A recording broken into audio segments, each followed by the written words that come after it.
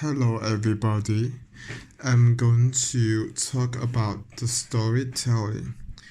The main character is the King Arthur, a famous author, and he's also a Pulitzer Prize winner. Through his video, we can learn a lot about the storytelling skills. The ability to narrate can also be raised to another level.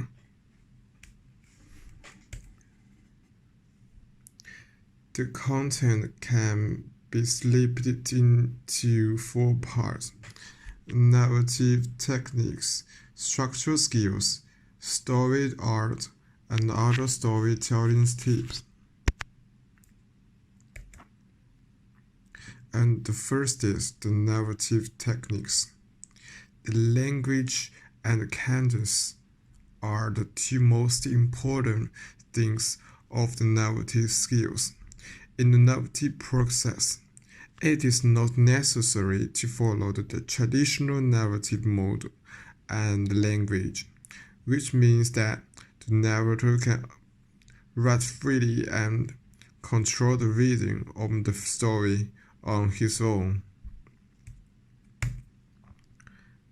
And the next part is the plot narrative. Just a story example. Two policemen mishandled a check on the island and shot and killed the mental district man. The author successfully hold back and create tension, fear, and drama, because the reader also need time to access and gather information. And then is the structural skills. The classic form narrative skills are widely used in storytelling, which create a sense of the heroic plan ahead, but don't draw conclusion until you've finished. This is what the author tells us how to do the storytelling successfully. And timestamps.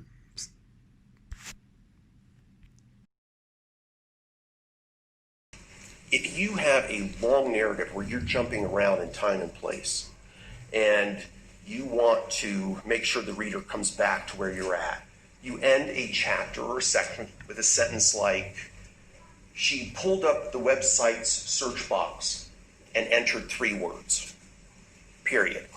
Now you go off somewhere else, you write about something else. Because the reader's hooked. They're going to want to know, what are the 3 words that she entered into the search box?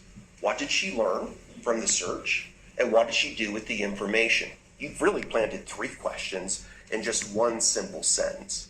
You see this all the time, in James Ellroy, Elmore Leonard, a lot of the great fiction writers who write this stuff. If you read them and study them, this is consistently, how they hook readers and pull them through a narrative that's really twisty. This particular narrative was complicated.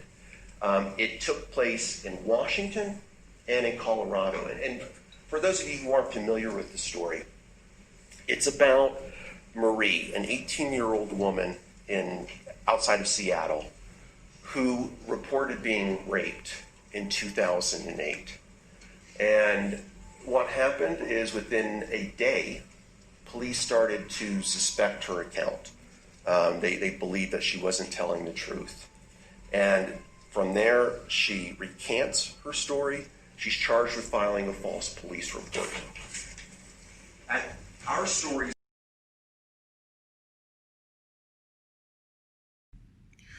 What to do is introduce people to readers who are going to meet or come together in the front of the story. And another good way is try to surprise the reader, especially in a long story.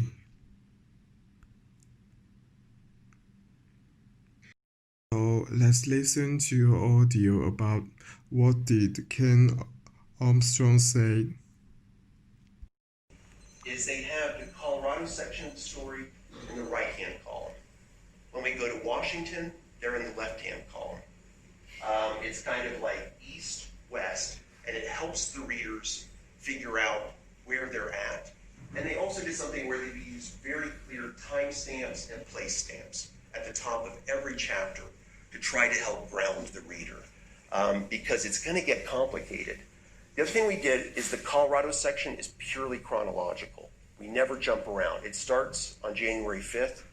It's a straight chronology, so the Colorado thread's pretty easy to follow. The Washington thread is difficult. We're doing all kinds of time jumps. But our feeling is that as long as we're using some of these narrative tools, which I'm going to show you, and with the help of our designers, it'll work. And then at the very end of the story, these two threads come together.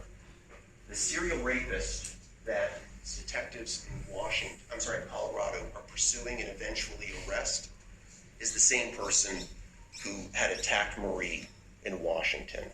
And it's the detectives in Colorado who solve the Washington case, who find evidence once they arrest him that links him to the case in Washington where the detectives not only didn't believe Marie, they charged her with filing a false police report. When the two threads of the story come together, the text moves to the center column. The two braids unite, we move it back together.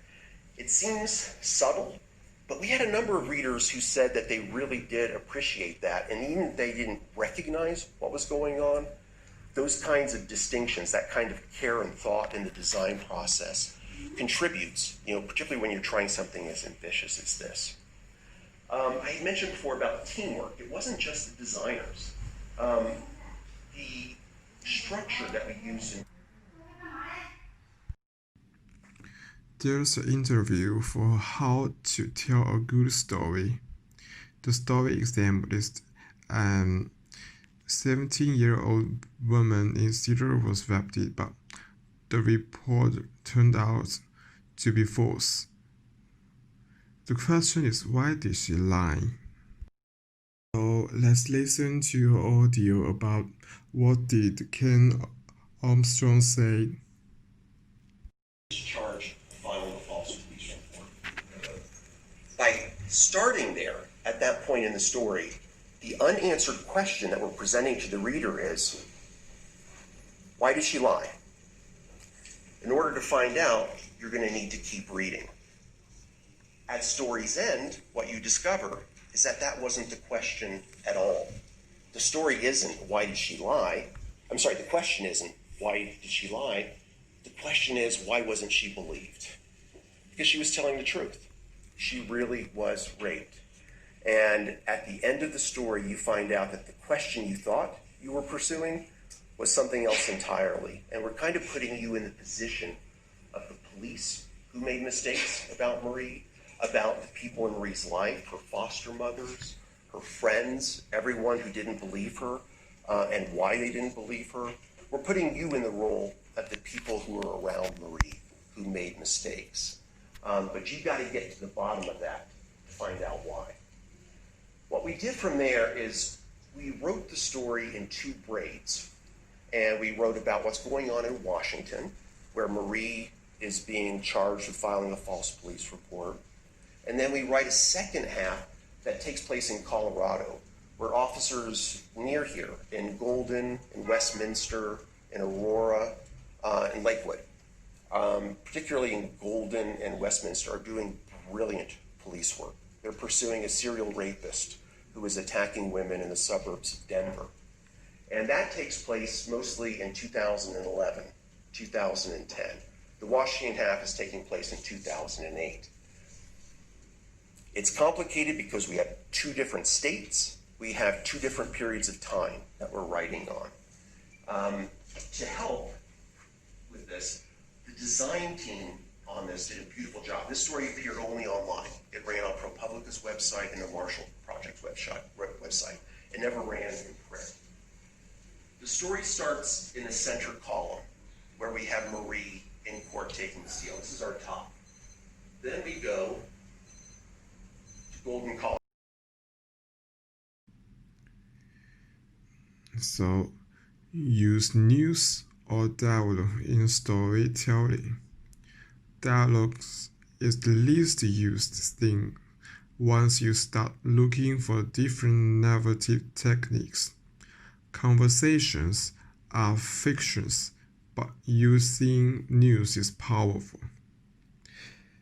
In addition, the message should come through in the story itself, and not graphs. Often depth on narrative because to tell the reader what the story is. As the author shared in his interview, I was working with a reporter named Mike Behrens, and Mike is a data whiz, particularly in healthcare. And he and I did about 3 projects together, and it helped because we came to it from different perspectives, and we were able to complement each other. I'm not good with data at all. Audience data, what you know about how Oh, I'm sorry. readers actually interact with your story based on your experience, and then what That's a tough question too. This story was the most read story that ProPublica has ever published, and it's not even close. It's so far and away the most read that they've ever had. I don't even know what the numbers are anymore. And it was the same at the Marshall Project. The Marshall Project hasn't been around as long. And they're also able to measure scroll depth. Like you use Chartbeat or some of these other ones, you can see how deep in the story that we went, or you can see how much time they spent with it, right? How sticky it is. And they were consistently pleased to discover that once people started the story, they stayed with it. Not everyone, but the numbers were really good. I don't know what to draw from that, to be honest with you. I mean, the longest story I ever wrote at the Seattle Times was 6,000 words, and it was one of the most read stories they ever had. But it was about football, and it was about the University of Washington. It was about criminal wrongdoing by football players. It's not easy. I mean, I'm sorry, it's not hard to hook readers, in Seattle with a story about football and criminal wrongdoing. This one also, I think, had, because of the mystery elements, it has a certain appeal, but it is extraordinarily difficult to write about sexual assault and to do it with sensitivity and to do it while you're taking into account all of these different factors, from what language you use to how you describe particular scenes. It's really hard. When T and I finished our book, we wrote an author's afterward where we talked about the different interests that we were trying to balance and how we were trying to choose our words with care. Like there's and that's all. Thank you for your listening.